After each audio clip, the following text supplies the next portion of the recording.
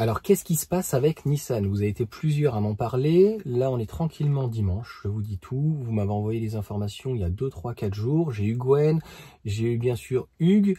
On va en parler. C'est une vidéo, donc réflexion. C'est une vidéo comme d'habitude, c'est dommage, qui va pas intéresser beaucoup de monde. Mais on pourrait penser, croire que Nissan, c'est le futur Fisker parce qu'il est en très très grande difficulté. Et même si avec Renault, eh bien, c'est lui qui portait à un moment donné donc Renault, qui a de très bonnes ventes, notamment à la base donc au Japon, mais surtout donc aux États-Unis. Eh bien, c'est en train de se dégrader donc à la base très doucement, mais ça peut arriver très très vite. Ce sont vraiment ce type de constructeurs, ils peuvent vite se retrouver isolés. Et ce qui est un truc de dingue, c'est ce que Gwen m'a dit. Il me dit, mais qu'est-ce qui se passe avec c'est quoi cette histoire avec Tesla? Bah, l'histoire est complètement ubuesque, donc je te mettrai les informations de ce que j'ai pu lire. C'est que le gouvernement japonais met la pression à une entreprise américaine pour racheter Nissan. En gros, je sais pas. Qu'est-ce que Nissan, qu'est-ce que Tesla a rien à foutre de Nissan? Je sais pas.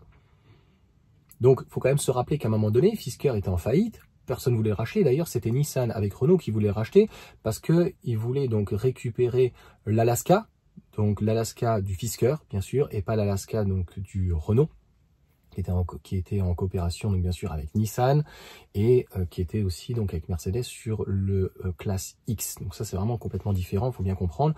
Donc eux, ça les intéressait donc pour le marché américain et autres d'avoir à terme une usine, et puis c'est surtout donc un châssis puisque à l'époque Renault, Nissan, l'alliance Mitsubishi, Lada, enfin la base autres et Samsung, donc en électrique ils n'ont pas de plateforme aussi grosse, ça va jusqu'au Nissan Ariya qui est donc le châssis de la Mégane, et au-dessus ben il n'y a que dalle.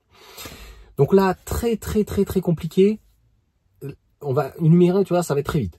Ils sont endettés, en grande difficulté, ils sont mis à mal sur les marchés boursiers. Donc la valeur, elle va se retrouver éclatée. Ça, c'est terrible.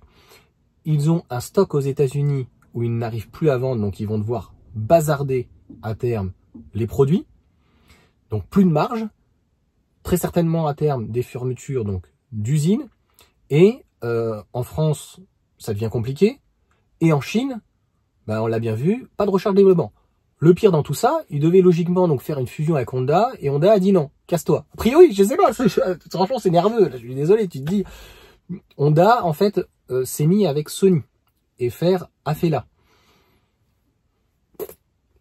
Je sais pas. Et après donc c'est compliqué en fait finalement d'une manière globale sur les constructeurs nippons, puisque on a Mitsubishi finalement qui se retrouve dégagé avec Renault, on a finalement, ils ont voulu faire une coopération tous ensemble avec Toyota, etc.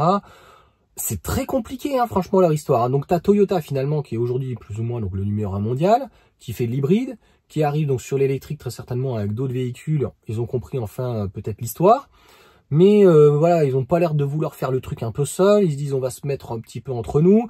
Et puis on fait une coopération finalement avec la tech, parce qu'on se rend compte que Toyota, en fait, c'est de l'hybride, mais ils savent pas intégrer en fait un bon planificateur, une bonne gestion, un bon BMS, et de bien gérer en fait le refroidissement de la batterie et la gestion de tout ça, etc. C'est une catastrophe. Et ce que je disais par rapport aussi à Honda, avec Sony, je suis pas sûr que Sony soit en capacité, ils ont peut-être, voilà, ils font des PlayStation, ils font des télés, ils font tout ce que tu veux. Donc j'en parlais je crois d'ailleurs avec Michel. Il m'a dit je pense que la caméra sera très intéressante puisque Sony c'est de la tech, c'est du multimédia. Donc peut-être qu'en termes de son, peut-être que en termes de caméra, tout ça, ça sera très bien en termes de processeur, hein, puisque on sait très bien que Tesla utilise donc celui de la PlayStation 5. Donc oui, mais non. Donc qu'est-ce qui va rester de tout ça? C'est la question à 10 milliards. Compliqué, très compliqué. Toyota en fait a les reins extrêmement solides. Ils ont encore de très bonnes marges et l'hybride a encore 10 ans devant eux. Donc pour le moment, ils peuvent se retourner. Nissan qui quitte Renault, qui veut épouser donc Honda, qui ne veut plus de lui et qui veut se faire racheter, qui demande aux autorités chinoises, japonaises de se faire racheter par Tesla ou quoi, qui sont en galère. Je sais pas. Voilà. Donc moi ça me fait peur et ça me fait réellement penser que Nissan va finir comme Fisker où personne va vouloir le racheter et ça peut aller très vite et finalement ça serait la fin des Z. Voilà. Donc les 350, 370, 400Z, enfin Nissan a fait des choses assez exceptionnelles, des gros 4x4, Nivara, machin bidule et tout. Voilà, les petites Micra, la Leaf. Et donc ce qu'ils expliquaient d'ailleurs, on en finira sur cette vidéo, c'est ça qui est très inquiétant, c'est qu'il n'y a pas d'avenir. Donc on a des modèles qui sont vieillissants, un petit peu comme chez Porsche, c'est ça qui est triste chez Porsche. Et on a, alors contrairement à Porsche, Mercedes ou les constructeurs européens, ils ont des plateformes. Mercedes arrive avec la plateforme MMA, Volkswagen s'est mis avec Rivian pour les prochaines plateformes, et quand on dit plateforme, c'est la recherche-développement, le planificateur, tout. Nissan, qu'est-ce qu'ils vont faire? Donc ils ont plus ou moins, puisque c'est de la recherche-développement qu'ils ont fait avec Renault, la plateforme du Nissan Ariya, donc de 1, donc ils peuvent faire pas grand-chose, malheureusement. De l'autre côté, je ne sais pas si finalement, comme ils devaient faire une Micra, ils vont récupérer donc la plateforme pour faire du segment B, C. Et puis après, là où ils faisaient de l'électrique pour faire un Cybertruck, grossièrement, ou un pick-up en tout cas électrique, ils n'ont pas la technologie. C'est pour ça qu'ils voulaient récupérer Fisker, mais a priori, ils n'avaient même pas les reins solides pour pouvoir acheter donc la plateforme. Donc ils sont ce qu'on appelle en galère. Voilà en tout cas donc pour cette vidéo. Je vous souhaite donc une bonne journée. On se laisse sur cette réflexion. Dites-moi ce que vous en pensez. Est-ce que donc ça va être la fin de Nissan? Moi malheureusement j'ai bien peur et aucun constructeur japonais, occidentaux ou même chinois viendra à la rescousse dans la mesure où qu'est-ce qu'en fait Nissan?